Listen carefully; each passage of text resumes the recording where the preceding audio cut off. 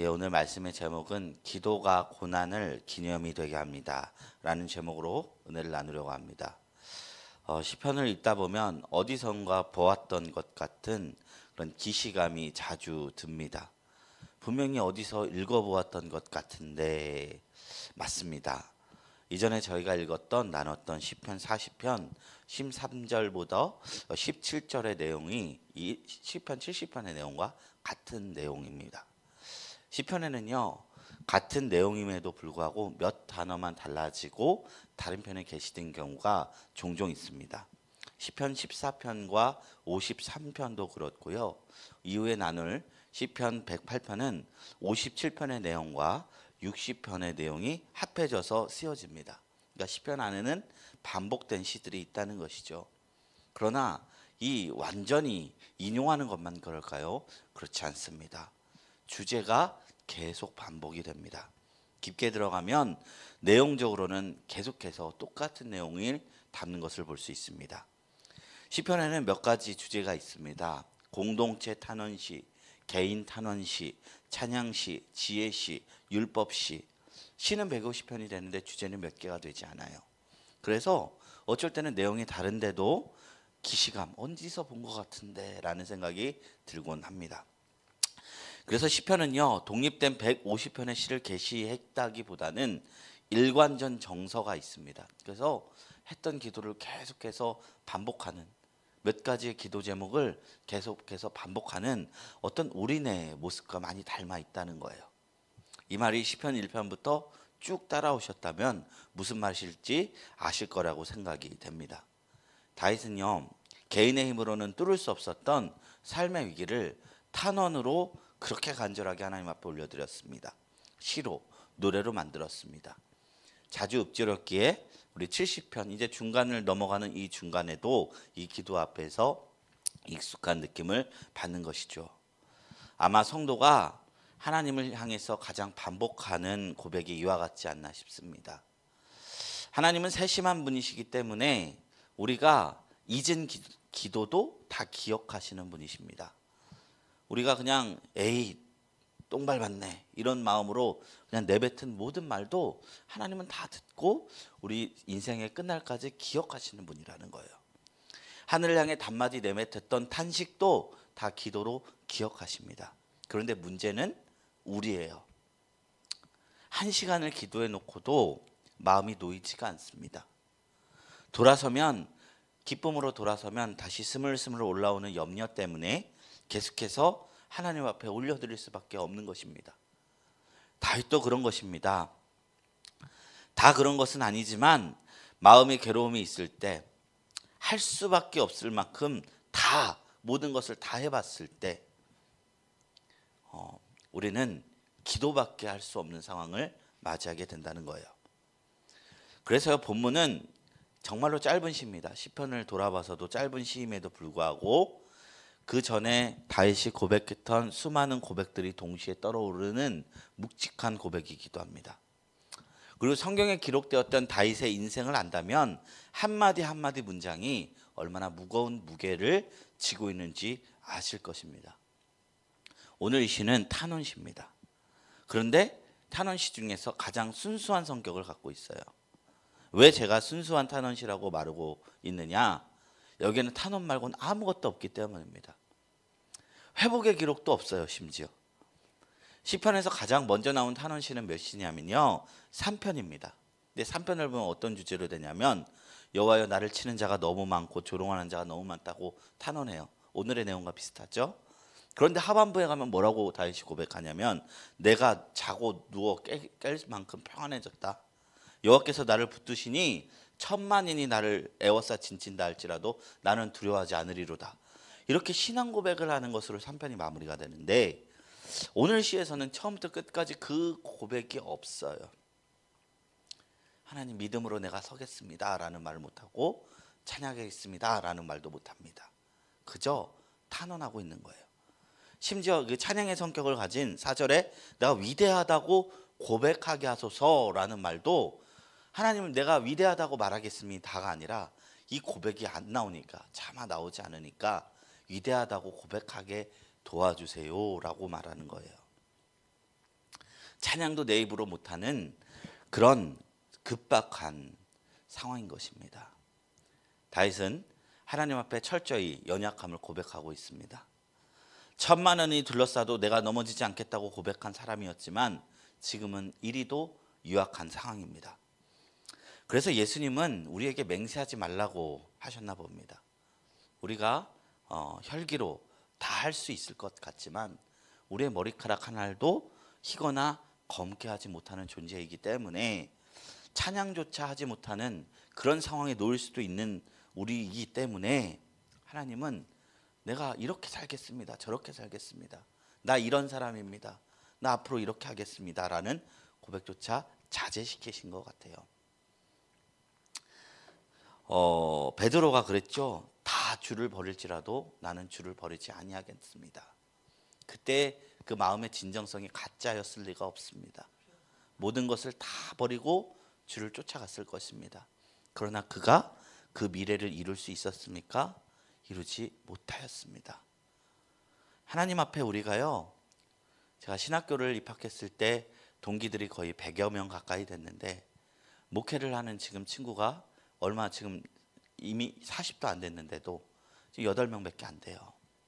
앞으로 더 할런지는 모르지만 다 1학년 때 보면은 주를 위해서 죽겠네 살겠네 그런 친구들로만 구성돼 있어요. 그렇기 때문에 신앙을 왔죠. 물론 개 중에 가끔 장로님, 부모님이 장로님이라서 보낸 분, 목회자로서 보낸 분이 있지만 그건 소수고, 신학을 결정하겠다는 것은 주의 길을 걷겠다고, 주를 위해 죽겠다고 매 예배 때마다 눈물을 흘리며 기도하는데도 그것이 사람의 힘으로 되는 게 아니라더라고요. 다윗은요, 하나님을 찬양조차 하지 못하는 상황에 놓이게 되었습니다. 이 시는 다윗이 과연 어느 시절을 지나며 지었던 시였을까요? 다윗은 인생의 골짜기가 참 많았습니다. 어릴 때는 부모의 미움을 받아서 양떼 가운데 있으며 하프를 치던 시절이 있었고요. 나라를 구하고 왕의 사위가 되었지만 사울 왕이 질투를 해서 십수년간 죽음의 위기 가운데 광야에서 방황했던 시절도 있었을 것입니다. 죄를 지어서 괴로움에 고통받던 시절도 있었고, 아들 압살롬의 반역에 의해서 도망치며 살았던 시절, 혹은 교만해져서 아니면 전쟁을 위해서 인구조사를 하다가 하나님의 심판을 받았던 시절, 어느 시절이런지 모르지만 다윗의 인생에는 너무나 많은 위기가 있었습니다. 그는 왕이었습니다. 그러나 그 어떤 것도 자신의 힘으로 극복할 수 없었습니다. 그러니 무엇을 합니까? 기도를 합니다. 우리도 마찬가지입니다. 우리가 최선을 다해서 인생 살지만 어쩔 땐 기도 말고는 답이 없는 순간이 있습니다. 무능해서도 아니고 의지가 약해서가 아닙니다. 인간이라면 누구나 기도할 수밖에 없는 순간을 맞이하게 된다는 것입니다. 우리가 사막에 가면 꼭 만나는 동물이 있어요. 낙타입니다. 낙타는 사막을 위해서 만들어진 동물 같아요. 굉장히 인내심이 강한 동물로 말과 낙타가 장거리 여행을 떠나면 처음에는 말이 낙타보다 빨리 가지만 며칠만 지나면 그 무더위에 체력이 방전되어서 더 이상 걸을 수 없게 되고요. 우직하게 낙타는 계속해서 걷습니다. 그리고 낙타를 가만히 관찰해 보면 눈썹이 이렇게 길어요. 이 긴 이유는 사막의 모래바람 때문입니다. 사방에는 끝도 없는 모래바람이 불어옵니다. 모래 언덕에서 뜨거운 모래바람이 앞을 가릴 때 뚫고 가기 위해서는, 앞을 보기 위해서는 긴 눈썹으로 그 모래를 걸러야 하기 때문에 눈썹이 있습니다. 그리고 낙타는 커다란 혹을 등에 지고 삽니다. 끝없는 사막길에서 먹을 것이 부족할지라도 이 지방을 분해해서 수분과 양분을 공급합니다. 이 덕분에 낙타는 30일간을 먹지 않고도 생존할 수 있다고 합니다. 그런데 또 하나의 낙타의 특징이 있습니다. 낙타의 무릎에는 아주 두꺼운 굳은 살이 배겨져 있다는 것입니다. 이것은 왜냐? 그 긴 눈썹으로도 사막의 모래바람을 이길 수 없는 경우가 찾아온다는 겁니다. 참아보며 버텨보며 걸어가지만 아무리 낙타라 해도 그 길을 걸어갈 수 없는 모래폭풍이 자기에게 찾아오면 그때 낙타는 조용히 무릎을 꿇는다 합니다. 그렇게 무릎을 꿇은 채로 모래 폭풍이 지나기를 하염없이 기다린다는 것입니다. 이 모습을 본받아서 낙타 무릎이라는 말이 생겼습니다. 기도하는 사람의 무릎이 낙타 무릎과 같아진다는 거죠. 야고보 사도의 별명이 낙타 무릎이었다고 해요. 기도를 너무 많이 해서 무릎이 낙타처럼 변했다고 해요. 인생의 풍파 속에서 더 이상 나의 의지로 할 수 있는 것이 없을 때, 찬양조차 할 수 없을 때 하나님 앞에서 무릎을 꿇는 것입니다. 우리가 기도의 자리로 나갈 때 그 속에 인생의 해답이 있고 하나님의 은혜를 경험하게 되는 줄로 믿습니다. 긴 기도도 좋고 짧은 기도도 좋습니다. 중요한 것은 우리의 전심을 담아서 하나님께 고백하는 것입니다. 오늘 다윗은 이곳에서 많은 말을 하지 않습니다. 5절의 짧은 기도에 도와달라는 기도, 수모를 당하게 하지 말라는 기도, 날 두고 하 비웃는 자들을 치워달라는 기도, 주를 찾는 나를 구원하셔서 하나님이 위대하게 찬양받으시게 해달라는 기도, 내가 가난하고 궁핍하니 나를 도우시고 건져달라는 기도. 이거 읽는데 1분도 걸리지 않았겠죠. 아마 외우라면 외울 수 있을 정도로 짧게 고백했습니다. 그러나 다윗은 이것을 너무나도 진실되게 고백했기에 이게 성경의 말씀이 되어서 우리에게 그 마음을 지금도 나눠주고 있습니다. 우리는 이 기도만 기록되었기 때문에 이 기도가 과연 이루어졌을까 이루어지지 않았을까 알 수 없지만, 이 시가 언제 불려졌는지를 보면 추측해 볼 수 있죠. 이 시 제목이 무엇이라 되어 있습니까? 기념식에서 부르는 노래라고 되어 있어요. 기도하는 당시에는 마음의 회복도 없고 어떤 역사가 일어난 바가 없지만, 다른 탄원시에는 종종 있어요. 탄원하다 찬양이 되는 거. 근데 여기에는 없지만 이 고난의 고백이 기념이 돼서 승화되었습니다. 단순히 상처이고 기억하지 하시고 싶지 않은 경험이라면 기념하지 않겠죠. 응답을 받은 것입니다. 우리도 그렇습니다. 살아가면서 당시에는 하나님께 올려드린 기도가 침묵하시는 것 같고 마음의 동요도 없어서 휘발되어 버린 것 같은 느낌을 받을 수 있지만, 돌아보면 하나님께서 그 기도 제목 이루지 않고 잊지 않고 삶에 이루시는 경우가 꽤 있어요. 농담처럼 제가 얘기하는데, 제 20살 때 짝사랑하는 자매가 있어서 하나님 허락해 주십시오 하고 철야 기도를 일주일을 했습니다.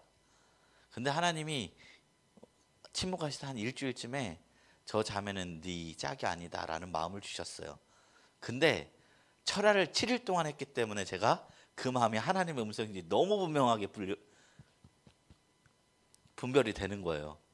어쩔 때는 내 생각인지 하나님의 생각인지 막 왔다 갔다 하잖아요. 근데 기도 오래 하면은 분별이 아주 칼같이 되거든요.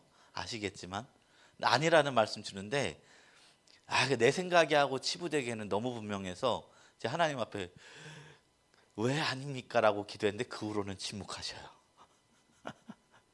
근데 지금 보시겠지만 너무나도 귀한 자매를 하나님께서 주시고 결혼케 하시지 않았습니까? 하나님의 기도를 이렇게 우리 올려드린 기도가 그냥 그저 휘발되는 것 같지만, 하나님의 생각이 있을 땐 침묵하게 하시고 더 나아가서 이루어 주시는 경우가 왕왕 있습니다. 다시 오늘 말씀을 통해서 아무것도 보이지고 들리지도 않았지만 돌아보니 하나님께서 다 이겨내게 하신 걸 경험했으니 이 기도를 노래로 만들어 기념한 겁니다. 그러니까 우리가 기도하면서 보이는 것 없고 느껴지는 것 없고 이루어지는 것 없다고 쉬 낭망하지 말고 하나님의 성실하심이 있음을 믿으며 기대하시며 기도로 자리로 나아가기는 저와 여러분들이 되길 주님의 이름으로 축원합니다. 하나님이 결코 우리를 내버려 두지 않으시고 주님의 뜻 가운데 세워주시리라 믿습니다. 좋은 날 주시리라 믿습니다. 가난과 궁핍이 기념이 되는 날을 주시리라 믿습니다. 우리 이 믿음으로 살아가는 저와 여러분 되시기를 주님의 이름으로 축원합니다. 우리 시간 다 같이 말씀을 생각하시면서 기도하겠습니다. 하나님, 우리가 하나님 앞에 드렸던 수많은 기도 제목들이 땅에 떨어진 것 같고 눈에 보이지 않지만 언젠가 되돌아보면 하나님 이것을 기념할 수 있을 정도로 우리의 삶을 은혜로 채워주는 것을 발견하게 됩니다. 하나님, 이 과정 가운데 우리가 낭망치 않게 하시고 하나님을 신뢰하게 하여 주시옵소서. 우리에게 믿음을 허락하여 주시옵소서. 다 같이 이것을 위해서 1, 2분간 통성으로 기도하며 나갑니다.